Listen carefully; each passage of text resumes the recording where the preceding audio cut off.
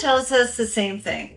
If your feet hurt, buy softer shoes, more cushioning, more comfort, and more padding. And honestly, it sounds kind of logical because soft shoes feel amazing when you first put them on.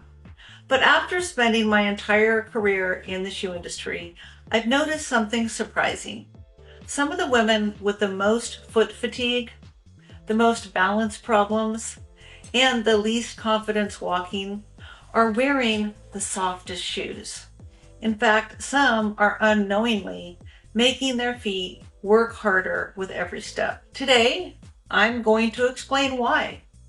And before you panic, if you're wearing HOKAs or Skechers or New Balance or other max cushion shoes, I'm not saying all max cushion shoes are bad. In fact, later in this video, I'll explain exactly who should be wearing soft shoes. And in the end, we'll do a quick 3-question cushioning or stability quiz to help you figure out what your feet are really asking for. I'm Mary Sue with the Trusty Shoe Guides, and I've spent 40 years in the shoe industry, and I've seen this mistake over and over again. Let's get started. So why would a shoe that feels so comfortable sometimes leave your feet feeling more tired? Because soft shoes don't just cushion your foot. They also change how your body balances. Think about standing barefoot on your kitchen floor. You feel stable. You don't have to think about balance. Now, think about standing on a thick couch cushion, and suddenly your feet and ankles wake up. They're constantly making tiny adjustments to keep you upright. Now, you can still stand there, but your feet and ankles have to work harder to keep you balanced. Now, the same thing can happen in some very soft shoes. Every time your foot sinks into that foam, your foot, your ankle have to make tiny adjustments to keep you upright. You may not notice it during the first few minutes. In fact, the shoe may feel incredibly comfortable, but after 30 or 45 minutes or a long afternoon on your feet, those extra adjustments can add up. And that's when some women start saying, my feet are exhausted, my ankles feel tired, and I don't feel as steady as I used to. And the surprising part, many women think the answer is even more cushioning. But sometimes the real problem isn't a lack of softness, it's a lack of stability. And that's especially important after 50 because our feet change. The fat pads under our feet get thinner, and that means we have less natural cushioning than we used to. Our arches often get lower and our feet can become wider, and our balance isn't quite what it used to be.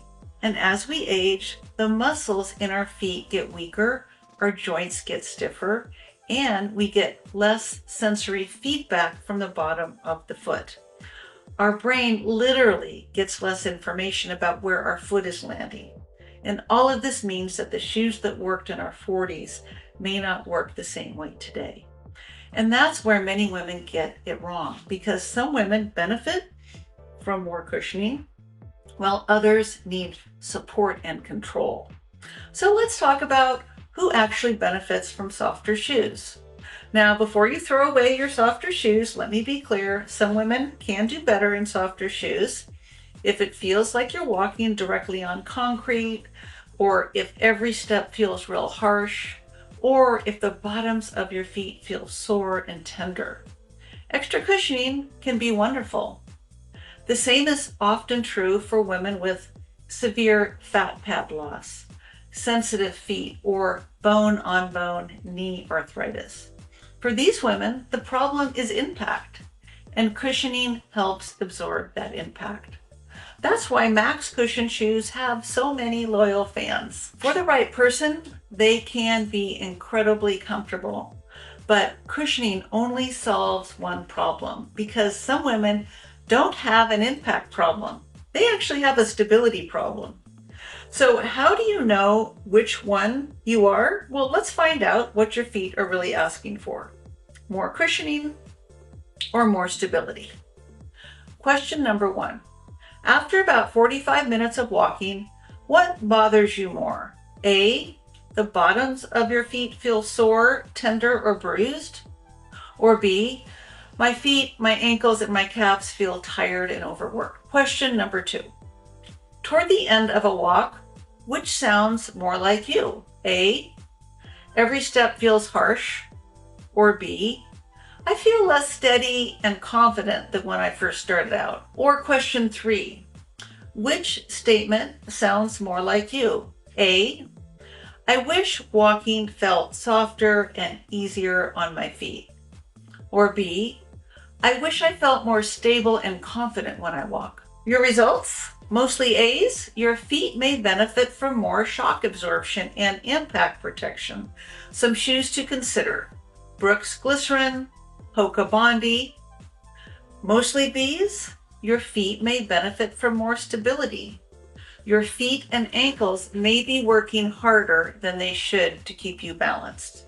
Some shoes to consider: Brooks Adrenaline, ASICS Kayano. A mix of A's and B's?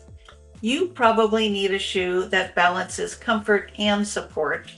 Some shoes for you to consider: the HOKA Arahi and the New Balance 860. Okay, the goal isn't to find the softest shoe. The goal is to find a shoe that helps you walk comfortably and confidently. For some women, that's more cushioning, and for others, that's more stability.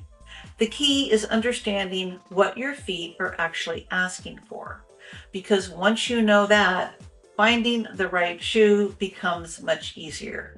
And honestly, that's the difference between a shoe that feels good for 5 minutes and a shoe that feels good for 5 miles. If you're shopping for shoes right now, I've linked to my favorite cushioning and stability shoes below to make things a little easier for you. And if you want more on shoes, foot health, and healthy aging, be sure to join my free newsletter.